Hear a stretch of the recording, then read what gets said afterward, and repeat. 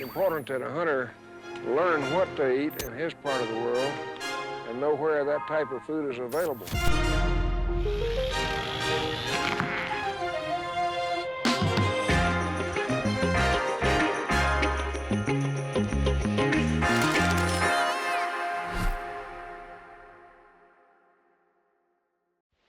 Welcome to this episode of Deer Dirt.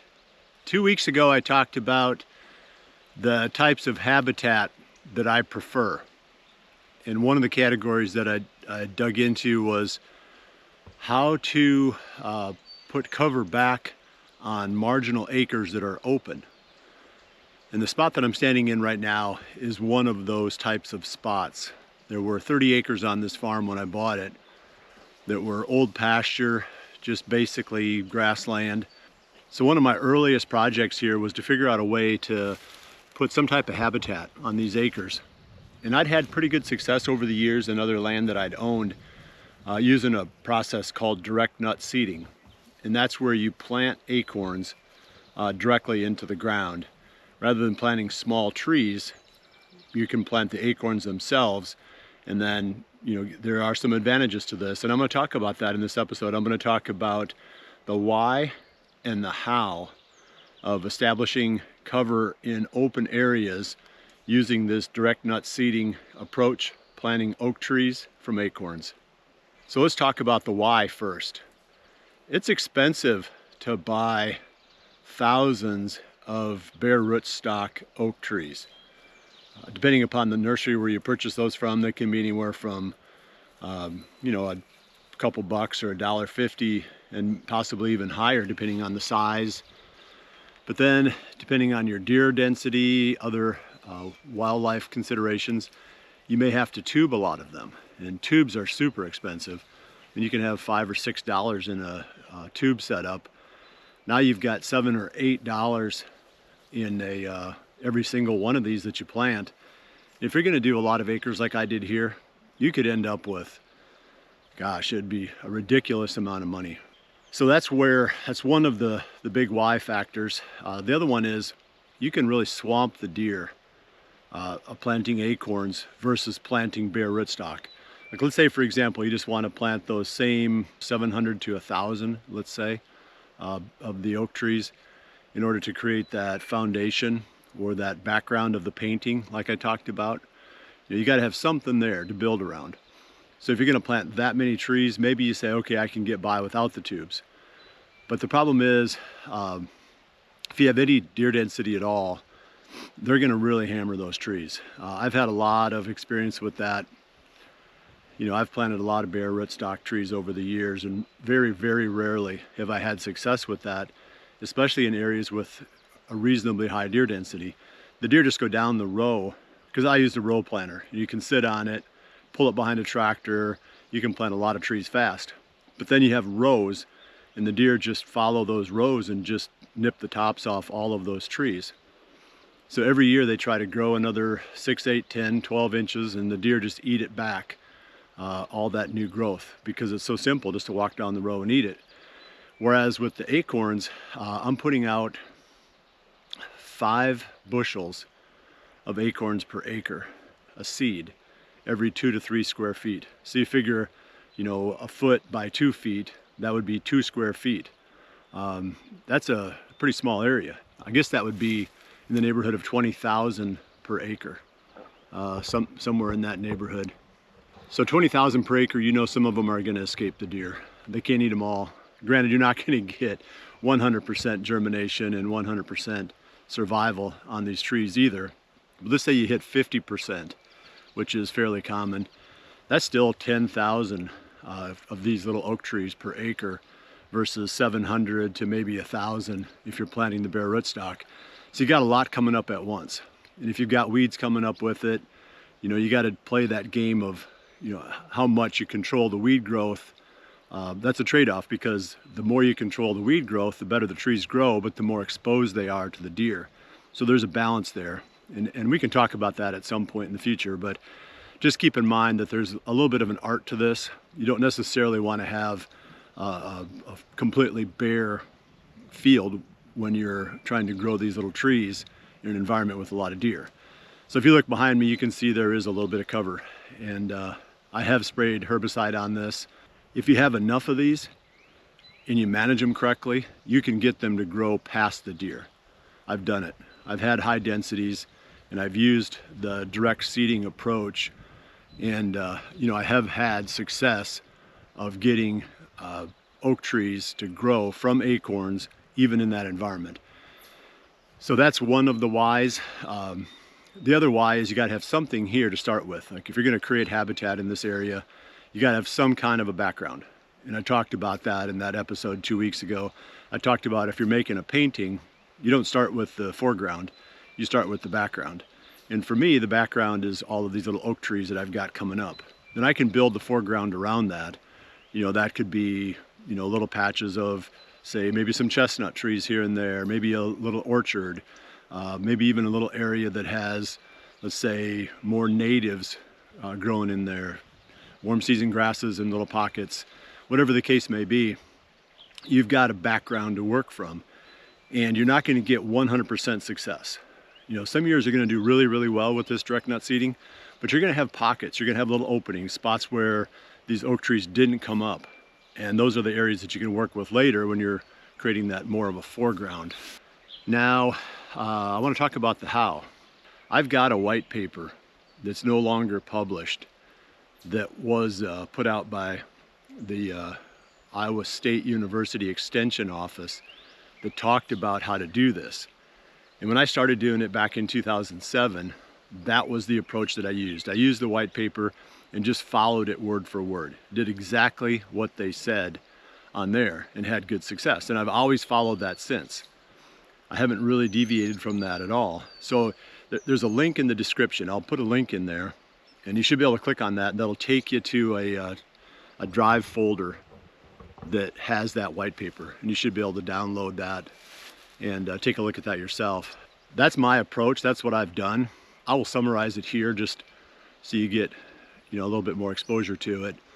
You have to create a seed bed. That's where you start. Just like if you're planting an agricultural crop, you've got to kill whatever competition is there. If it's sod, you got to mow it down, spray it, kill it, let it mellow out a little bit, disc it up, till it, get it into condition so that when you spread the acorns, you can incorporate them a few inches into the ground. That's the process. Create the seed bed, spread the acorns at roughly that density that I talked about, roughly 1 for every 2 to 2.5 square feet. And you don't have to be perfect. Obviously you get little spots, spots where there's a bunch of them and a few spots where there's not as many, but it just averages out over the entire seeding at that rate. You spread them out. We just spread them by hand. I've had people talk about using mechanical methods, but I've done this a lot of times, and it's not that hard to set up a system where maybe you throw them out of the back of a UTV, or like the setup I used, I put a couple of plastic tubs on a bush hog and used a little tractor and wheeled around, and you got to have the young help though. It's nice to have somebody there to help you on this project because it can be a lot of work.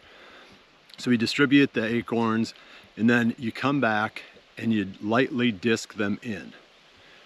I think you could probably run a tiller, but the tiller spins the dirt and pulls it back to the top again. You don't really get that where you roll it and lay it back down. A disc is better because the disc will take the topsoil or the top of your seeding or your seed bed and just roll it over on top of itself, and that will bury the acorns. That should be all you have to do. Let nature run its course after that. Ideally, this whole process takes place right before a rain because that will help establish, firm up the seed bed, take some of the air pockets out, after you roll it, with the disc and bury the seed, because the white oak will germinate in the fall. They're fall germinators, and the red oak, anything in the red oak family, they will germinate in the spring. So they're a little bit less critical, but you have to handle those white oak acorns really carefully, because if they dry out, especially if they've already started to germinate a little bit, if they dry out, then they're gonna die. So that's why it's nice, if possible, to do this right in front of a rain, then those white oak acorns, they get that moisture, then they really, germinate and get going. And yeah, you'd be surprised how much of a root they'll put down that first fall. So think about when acorns drop. Usually it's September time frame. We're planting in October. We've stretched it out even further than that and planted in as late as early November. But then you have to have whoever's collecting the acorns for you, you have to be able to store them for a while and keep them so that they don't get too warm and they don't dry out completely. So there's a little bit of an art to the storage also. That's the process. Second year, you're going to spray with herbicides in the late winter, and that helps to keep the seed bed more clean, so there's less weed competition year one. The district forester in my area, he recommends 3 years of weed control, and the spot I'm standing in right now has had 2 years. The taller oak trees here this is their third growing season, and there's some of them here that are a little bit shorter that have only had 2 growing seasons, because I had to replant part of this because part of it failed. Gosh, I could go down a lot of rabbit holes on this and talk about some of the reasons why this can be less successful some years than others, but basically it has to do with growing seasons and droughts. So you plant in the fall, you come back the next summer, and if it's a drought, your success rate's not going to be nearly as well or nearly as high as if you have a really good growing season year one right out of the box. But really beyond that, there's not much else you have to do. You let nature run its course. In good soils, you get anywhere from 12 to maybe even 16 inches of growth per year. And within 3 to 4 years, you've got trees that are as high as the ones I'm showing you here that are, as much as 4 feet tall. And those trees don't need much more help. Those trees are pretty well established, and they're going to be, off to the races. You don't need to worry about them in the future. What else can I talk about? How to get the seed. That can be a biggie. You can go to Menards and you can buy a nut roller. I was just in there a couple of days ago, and they've got them on the rack. You just roll them along the ground, and it picks up the acorns underneath oak trees, and you can collect your own. Let's say you're doing an acre or two this way. Definitely a manageable task. But when I was doing 30 acres, obviously I wasn't out there nut rolling every oak tree I found in a golf course or a city park. I would have gave up on that project really fast. So I bought my acorns from a person that does it professionally. Got a bigger machine. He's got some really good locations that he scouts ahead, and he's able to be a lot more efficient with his time. You can find those people by starting with the state forester in your area. Ask them about it. See if they know of anybody that collects acorns for resale.